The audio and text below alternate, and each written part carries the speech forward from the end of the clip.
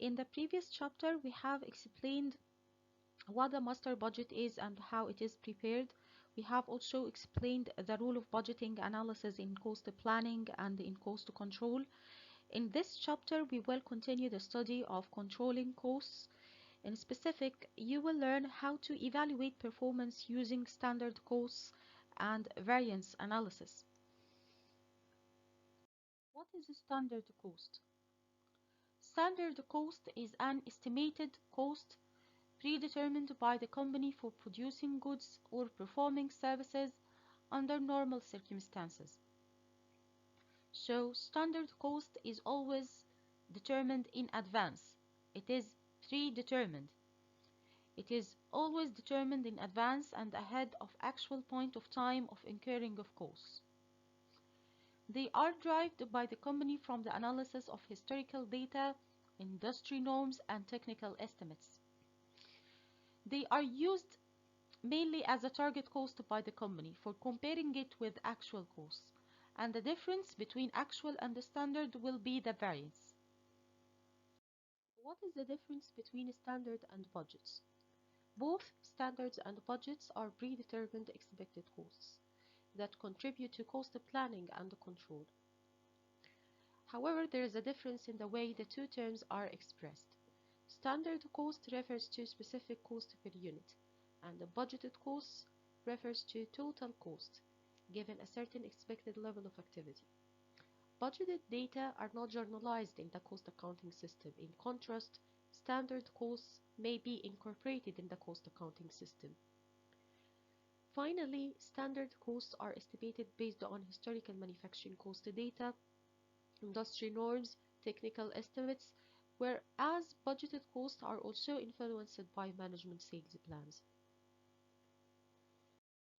Standard costing and the related variance analysis play a very important role in controlling manufacturing costs, including material, labor, and overheads.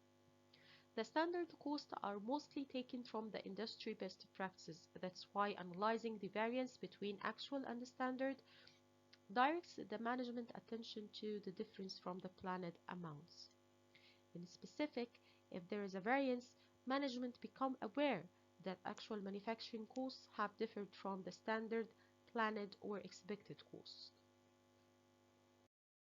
If the actual cost is greater than the standard cost, the variance is unfavorable. Unfavorable variance has negative implications. It indicates that the company has paid too much for one of the manufacturing cost elements or used the element inefficiently. Unfavorable variance can alert management that profits will be less than expected. That's why management must analyze the underlying reasons of unfavorable variances and take corrective actions to avoid such unfavorable variance in the future. If actual costs are less than standard cost, the variance is favorable. Favorable variance has positive implications. It indicates efficiency in incurring manufacturing costs and indicates efficiency in using direct material, direct labor, and manufacturing overhead. Favorable variance indicates that actual profit will likely exceed planned profit. What are the steps of standard costing? The first step is to set standard costs for different manufacturing cost elements, including direct material, direct labor, and manufacturing overheads. The second step is to record actual costs. The third step is to compare between standards and actual costs to determine whether there is variances. And then, underlying reasons of variances should be analyzed. And finally, analysis of variance should be reported to top management to take corrective actions if necessary. So the first step in the standard costing system is to set standard costs. Cost accountants provide important input for standard cost setting process. They accumulate historical cost data and obtain information about industry norms. They also analyze how costs behave and respond to change in the level of activity or production volume. That's why cost accountants can classify costs into fixed and variable components. Variable costs change with the level of activity or production volume. However, fixed costs remain constant regardless of the level of activity. The setting of standard costs also requires input from all personnel who have responsibility for costs or quantities. For instance, to determine standard direct material cost, cost accountants consult purchasing agents, production managers, and quality control engineers. And to set standard direct labor cost, cost accountants obtain pay rate data from the payroll department and obtain information about labor time requirements from the industrial engineers. A product's standard unit cost is the sum of the following: standard direct material cost, standard direct labor cost, and standard overhead cost.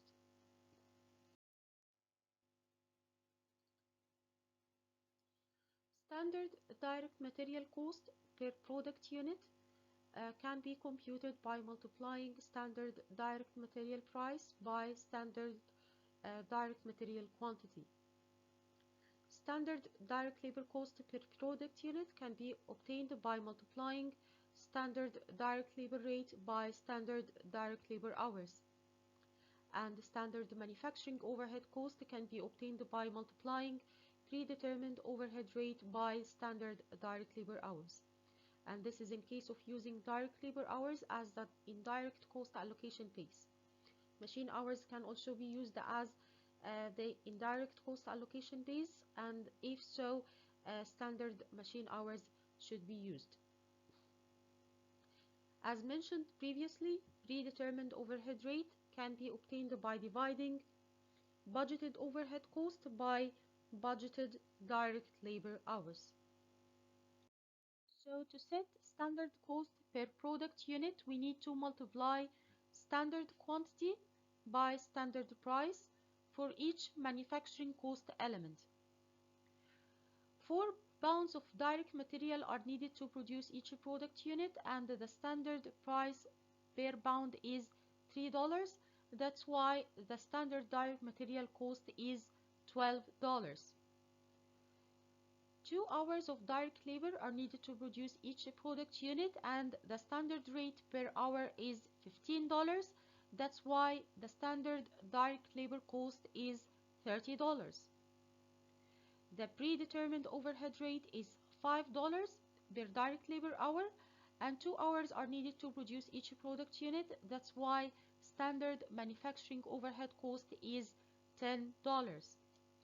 By adding up $12 standard direct material cost, $30 standard direct labor cost, and $10 standard manufacturing overhead cost, we can obtain standard cost per product unit, which is $52.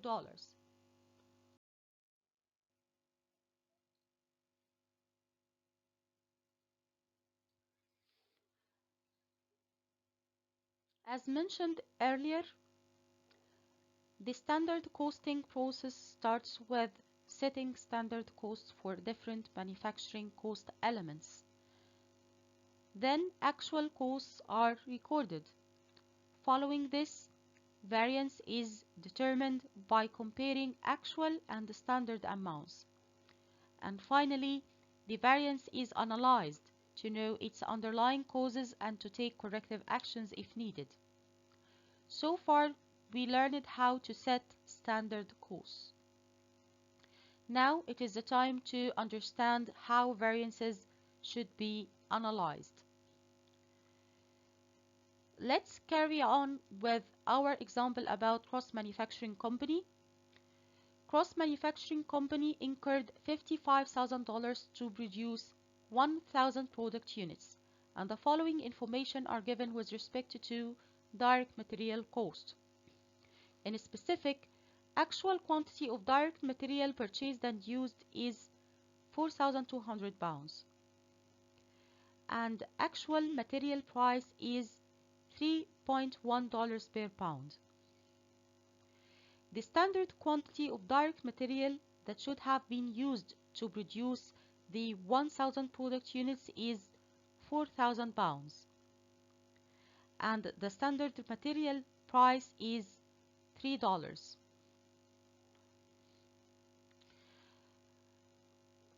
Actual hours worked to produce the 1000 product units is 2,100 hours, and the actual rate paid for workers is $14.8. The standard hours that should have been worked to produce the 1000 product units is 2000 hours, and the standard rate is $15.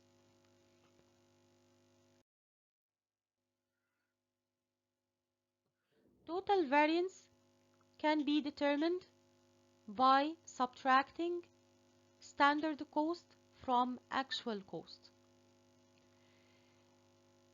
Actual cost incurred to produce the 1000 product units is $55,000. It is mentioned over here that Cross Manufacturing Company incurred $55,000 to produce the 1000 product units. What about the standard cost?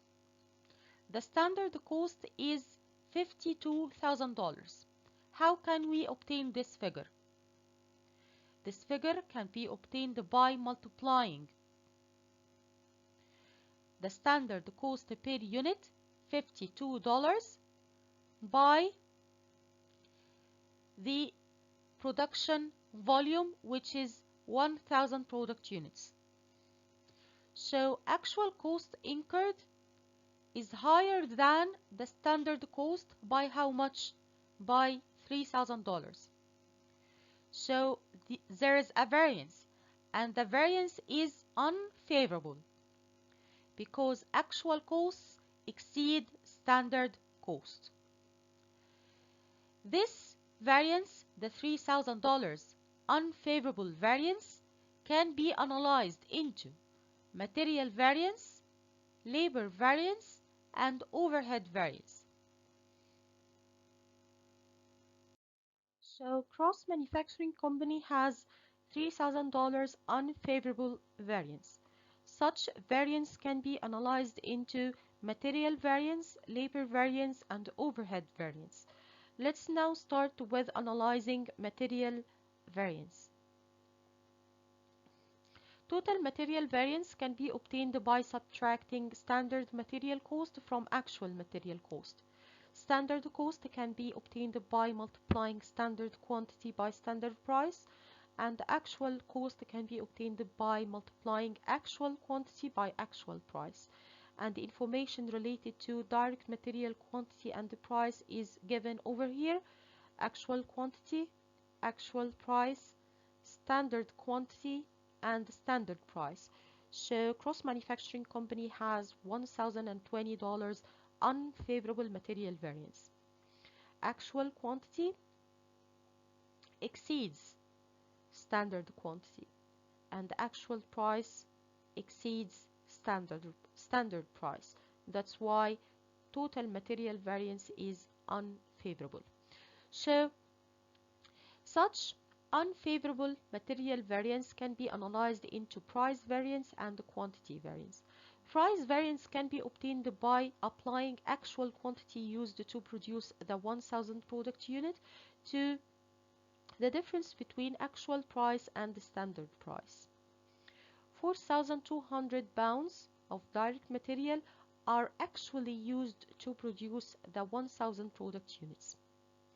The actual price per pound is $3.1, and the standard price per pound is $3. So the actual price paid is higher than the standard price by how much? By $0.1. That's why the material price variance is unfavorable. $420 unfavorable material price variance. What about the quantity variance? The quantity variance can be obtained by applying standard price to the difference between actual quantity used to produce the 1000 product units and the standard quantity that should have been used to produce the 1000 product units. So by applying the $3 standard price to the difference between actual and standard quantities, we can obtain quantity variance. Actual quantity used exceeds standard quantity that should have been used by how much? 200 pounds. So the quantity variance is $600 unfavorable variance. So the $1,020 unfavorable material variance consists of two components: $420 unfavorable price variance and $600 unfavorable quantity variance. So cross-manufacturing company has unfavorable material price variance and unfavorable material quantity variance. Purchasing department is normally responsible for material price variance. Unfavorable material price variance can be attributed to market price fluctuations, differences in the specifications of purchased raw materials, and so on. The production department is responsible for material quantity variance.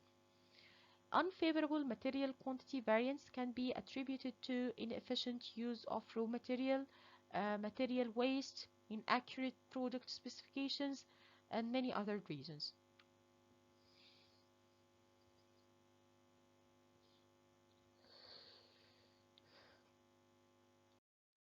Labor variance can be obtained by subtracting standard labor cost from actual labor cost. Actual cost can be obtained by multiplying actual hours by actual rate, and the standard cost can be obtained by multiplying standard hours by standard rate. And the information related to labor hours and rates are given over here: actual hours, actual rate, standard hours, and the standard rate. So actual labor cost exceeds standard labor cost. That's why labor variance is unfavorable. $1,080 unfavorable labor variance. This can be analyzed into price and quantity variances. Price variance can be obtained by applying actual hours to the difference between actual rate and the standard rate. Actual rate is lower than the standard rate, which is good. That's why labor price variance is favorable. $420 favorable price variance. What about the quantity variance? The quantity variance can be obtained by applying standard rate to the difference between actual and standard hours. 2,100 direct labor hours used to produce 1,000 product units, and 2,000 hours should have been used to produce such a production volume. So the actual hours is higher than the standard hours. That's why the quantity variance is unfavorable. $1,500 unfavorable quantity variance.